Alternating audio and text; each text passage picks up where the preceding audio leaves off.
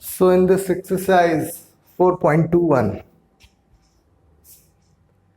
a straight horizontal conducting rod of length 0.45 meter.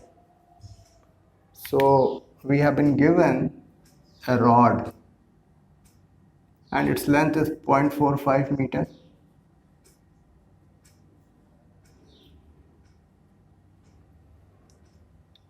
And its mass is 60 m 06 kg. So its weight would be mg 0.06 into 9.8 Newton. ठीक है.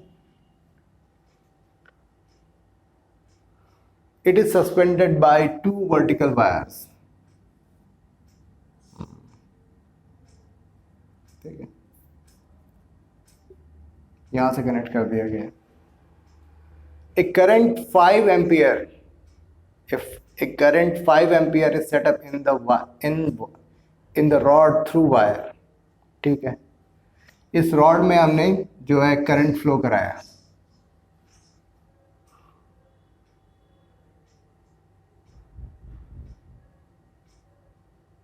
ठीक है. So this has got current कितना है भाई, 5 ampere. आई में है, मेरे पास है एल है. बी हमें पता करना है कि what magnetic field should be set up normal to the conductor. Normal to the conductor यानी कि F is equal to I L B sine 90, यानी साइन 90 इज इक्वल टू 1. तो मैग्नेटिक फोर्स हमारी क्या होगी, F M is equal to I L B in such a way that the tension in wire is 0. तो आप इसको ऐसे देखो कि यहां पर वर्टिकली डाउन डायरेक्शन में इस पर ये फोर्स लग रहा है जो ड्यू टू अर्थ ग्रेविटेशनल जो फोर्स है वो लग रहा है इस पर, और जिसके चलते डाउनवर्ड टेंशन क्या है, डाउनवर्ड इसका वेट क्या है, इसका वेट क्या है 0.06 इंटू 9.8 न्यूटन. ठीक है. तो अगर हमें इस रॉड में टेंशन को 0 करना है तो इसका मतलब क्या होता है कि अपवर्ड डायरेक्शन में भी इतना ही फोर्स लगना चाहिए. अपवर्ड डायरेक्शन में कौन सा फोर्स लग सकता है भाई, यही लग सकता है मैग्नेटिक फोर्स. तो ठीक है, इसका मतलब ये हुआ कि एफ एम की वैल्यू में इतनी रखनी होगी 0.06 इंटू 9.8. ओके. आई की वैल्यू कितनी है 5, एल की वैल्यू कितनी है 0.45 meter. And this way we will get the value of B. B की वैल्यू क्या होगी 0.06 इंटू 9.8 डिवाइडेड बाई 5 इंटू 0.45. ठीक है.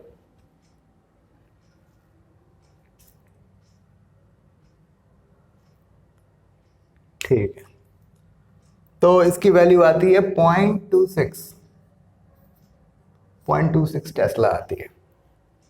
I hope everything is looking correct. Yes, everything is fine, everything is fine. तो इस तरीके से this way we have got the answer of first part of the problem statement. अब इन्होंने second part में क्या पूछा है कि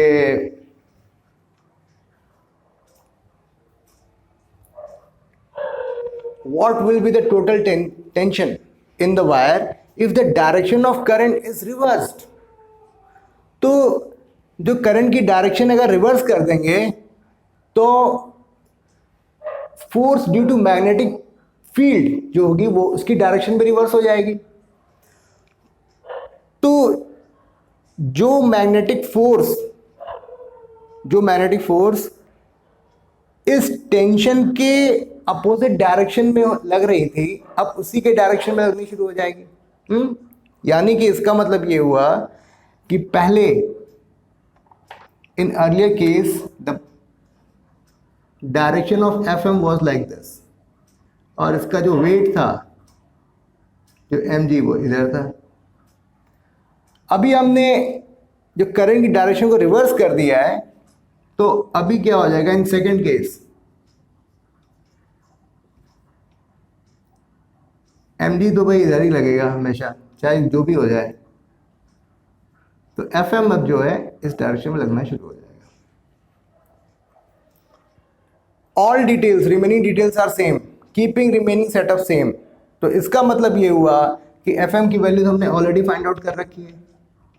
क्या होगी एम जी के बराबर, एम जी क्या है 0.06 इंटू 9.8, यही है ना, क्योंकि इसके वेट के बराबर है और जिसके चलते इसने इसके टेंशन को जीरो कर दिया था। अभी दोनों फोर्सेस एक ही डायरेक्शन में लगेंगे, तो इस केस में टोटल फोर्स कितना हो जाएगा, टोटल टेंशन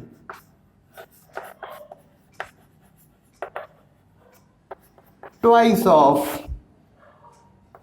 0.06 इंटू 9.8, ठीक है ना। तो 0.12 9.8 96 9 and 117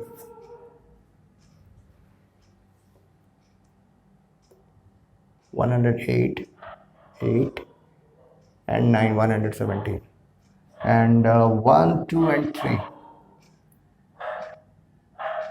Newton, ठीक है। So this way we have got the answer of second part of the problem statement, ठीक है। बड़ा ही आसान क्वेश्चन था, ज़्यादा कुछ नहीं था इसमें। थोड़ा सा इन्होंने मैकेनिक्स को जो हमने क्लास 11 स्टैंडर्ड में पढ़ी हुई है उसके साथ इसको मिक्सअप करने की कोशिश की गई है, but it was quite easy, ठीक है। Thank you.